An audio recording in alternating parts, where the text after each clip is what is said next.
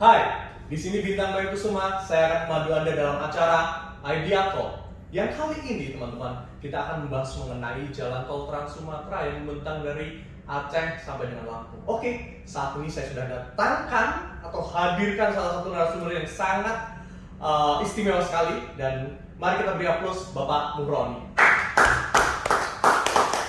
Sebagai salah satu EVP di Utama Karya Persero yang kita udah tahu nih, Utama sebagai kontraktor pengembang terkemuka di Indonesia. Oke, Bapak Muhroni, selamat datang, dan apa kabar nih Bapak? Kabar baik Mas Bintang, terima kasih telah diundang. Oke, terima kasih Pak, ini suatu kehormatan buat kita nih Pak.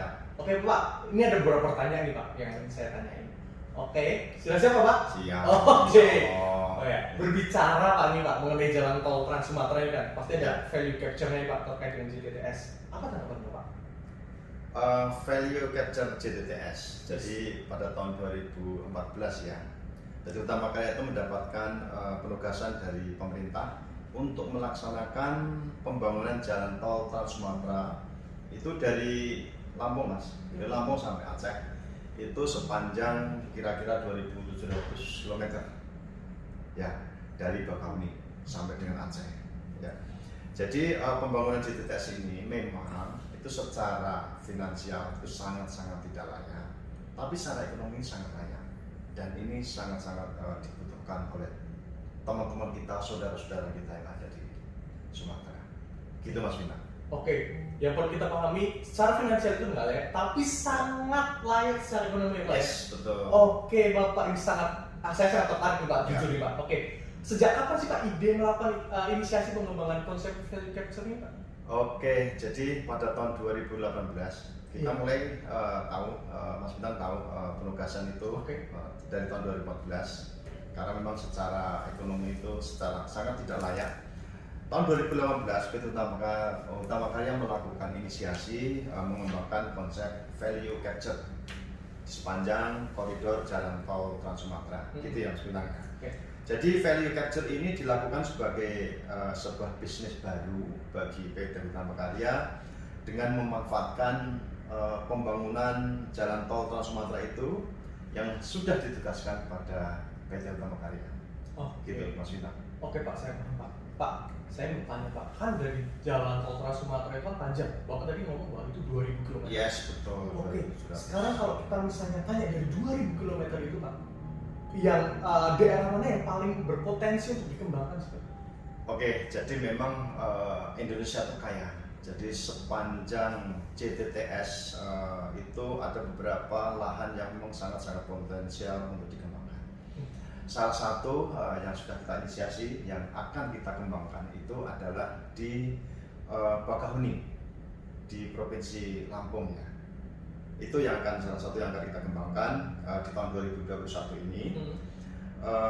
Seluas kira-kira 83,5 hektar, cukup luas itu.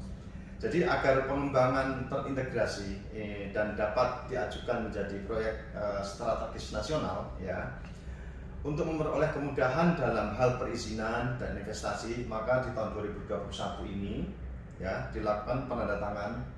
Jadi sudah kita lakukan penandatangan kerjasama kita MOU antara Utama Karya, ASDP yang di Bakahuni, dan ITDC serta pemerintah Provinsi Lampung. Ya, jadi bentuk kerjasama ini bertujuan untuk membentuk suatu kawasan pariwisata yang terintegrasi itu di Bakahuni. Terus berdasarkan studi kelayakan dan studi kesesuaian lahan, maka potensi yang akan kita kembangkan di lahan Bakahuni tersebut itu meliputi pembangunan hospitality itu ya, yang kedua komersial, terus yang ketiga itu ada leisure land dan residential. Oke Bapak, tadi penjelasan Bapak sangat dalam dan itu sangat luas sekali Pak. Oke, yang saya garis bawahi di sini bahwa teman-teman di Lampung ini akan sangat berbahagia ya Pak ya, karena Utama Karya akan mengembangkan daerah Lampung menjadi prioritas pengembangan dari Utama Karya. Kita beratnya begitu Mas Bintang. Oke, dan otomatis nanti ekonomi dari daerah Lampung pasti akan naik juga ya. Ya. Oke Pak, Jadi lahan Lampung yang menjadi prioritas ini ke depannya bagaimana Pak?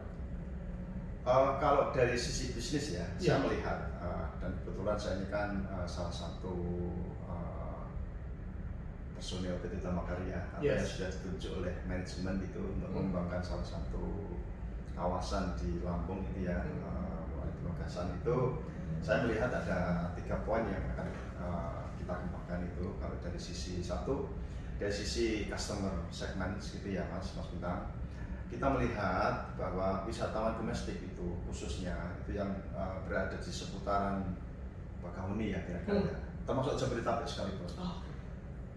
Ketika orang itu atau ketika teman-teman domestik ini itu membutuhkan sesuatu yang baru, itulah akan kita bentuk jadi satu itu yang poin yang satu. Yang kedua dari sisi customer segment itu juga kita akan guide itu atau mau menarik wisatawan mancanegara itu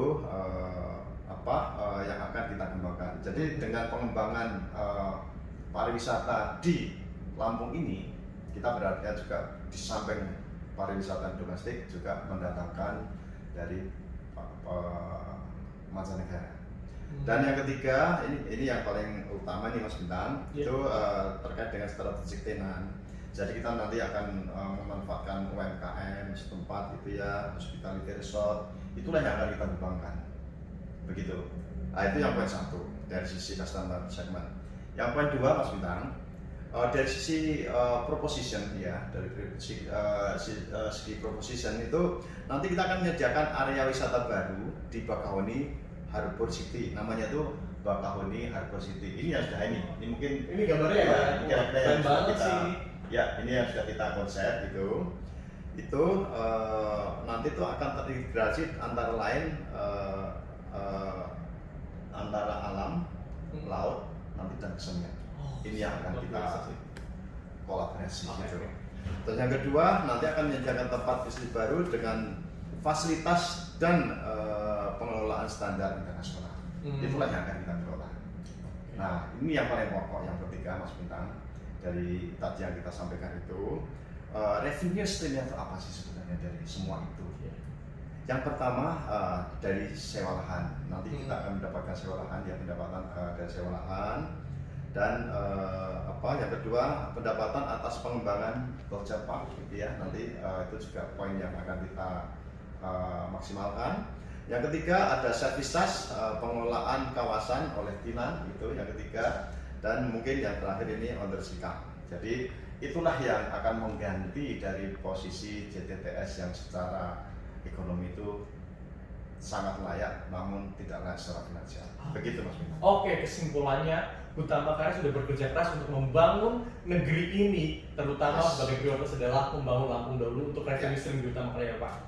Ini obrolan yang sangat menarik sekali Pak. Terima kasih untuk malam yang sangat memberikan insight bagi saya dan bagi teman-teman Idea Talk. Dan kita akan jumpa lagi di segmen berikutnya. Saya Bintang Bayu Kusuma dan Bapak Murani. Kita bisa bergabung. Terima kasih Pak. Ya, terima kasih. Yo.